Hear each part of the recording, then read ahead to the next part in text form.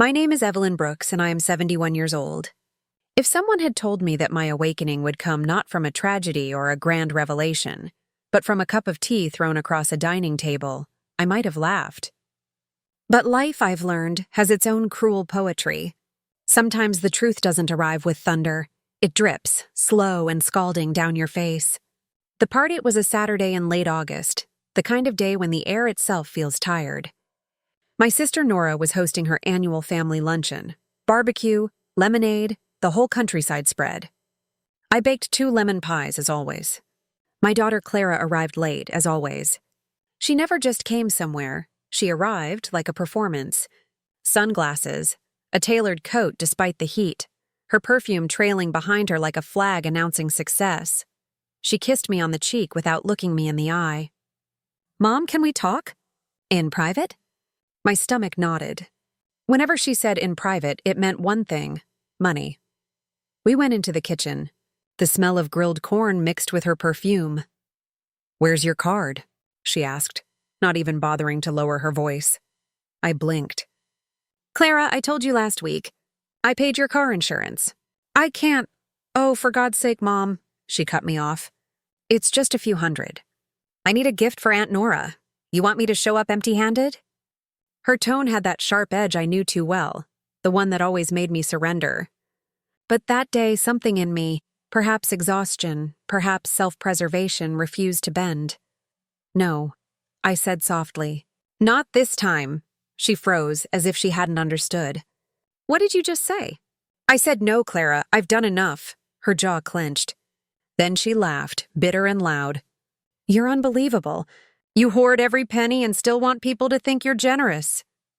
Voices outside fell silent.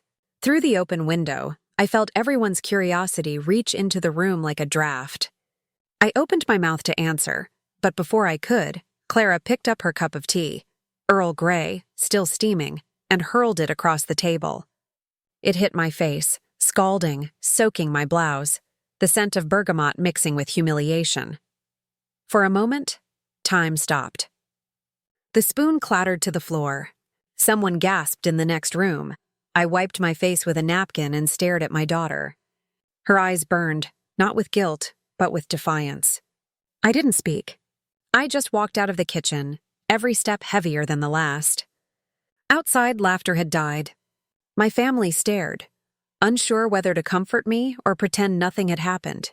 I chose silence. It was the only weapon I had left. The night after. That night I sat alone in my small house. My reflection in the mirror looked older, tired. The tea had left a faint redness on my skin, but the real burn was inside. I thought of all the nights I stayed up sewing dresses so Clara could look like the other girls. Of every bill I'd covered, every insult I'd forgiven. I picked up my old journal and wrote one sentence. Tonight, I stopped being everyone's solution. The next morning, Clara came home briefly, her robe tied lazily, her phone in hand. "So you're still upset about yesterday?" she said without looking up. "You made a scene too, you know." I stared at her. "You threw hot tea in my face, Clara." "Oh, please.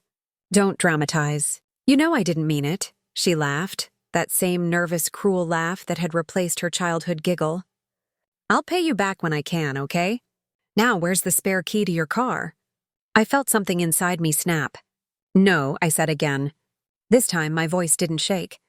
"The keys, the card, the favors, no more." She rolled her eyes.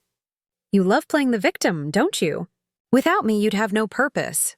It hurt because for years I'd believed that, but no longer. "Clara," I said quietly, "if you can't stay here with respect, you can't stay here at all." She glared at me, stunned. "Fine, I'll go to Matt's place. You'll regret this." And she left, slamming the door so hard the windows rattled. I sank into a chair. For the first time in decades, the silence didn't crush me. It cleansed me. Breaking the cycle days passed. Clara didn't call, but the charges on my card continued. Restaurant bills, online orders, reckless spending. I went to the bank, trembling but determined, and canceled every card with my name on it.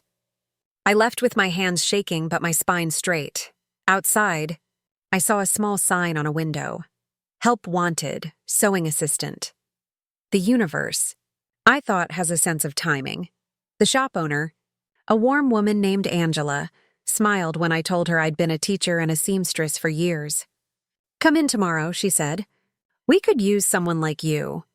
For the first time in years, I walked home not feeling used, but useful. The rebirth, the shop became my refuge. Fabrics, colors, laughter, it felt like breathing again. Angela treated me like an equal, not a favor.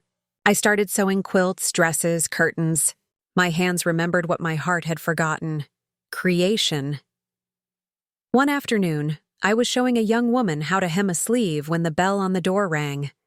I looked up. Clara. She stood in the doorway, unsure, her expensive coat wrinkled, her lipstick uneven. The confident woman who once commanded rooms now looked lost. "Mom," she said, barely audible. "Can we talk?" Angela, sensing the tension, quietly stepped into the back. Clara walked closer.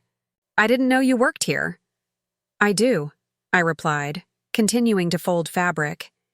"You look different." "I feel different." She bit her lip. "I messed up. Matt kicked me out. I've been staying at a friend's. I thought you might need money." I finished for her, not unkindly. Her silence was answer enough. "Clara, I love you," I said. "But love doesn't mean paying for your mistakes. You have to learn how to stand without leaning on me." Tears welled in her eyes. "I don't know how." "Then start the same way I did," I said softly. "By saying no to everything that keeps you small." For a moment, we just looked at each other, two women bound by blood, guilt, and the hope of redemption.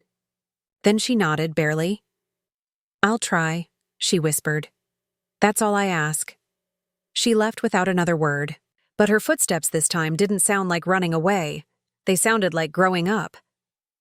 The quiet after weeks passed. No more shouting, no more demands. Clara sent short messages sometimes. "Got a job interview. Thinking of you. Made tea today. Drank it instead of throwing it." Each one felt like a small forgiveness.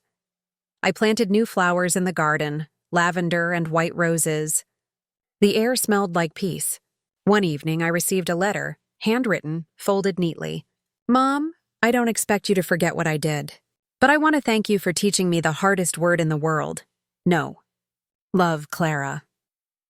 I sat on the porch, the sunset spilling orange and gold across the sky. The same color almost as the tea that once burned my skin. Except now it warmed me, because that day, the day the tea spilled, wasn't the day my daughter broke me. It was the day I was finally made whole.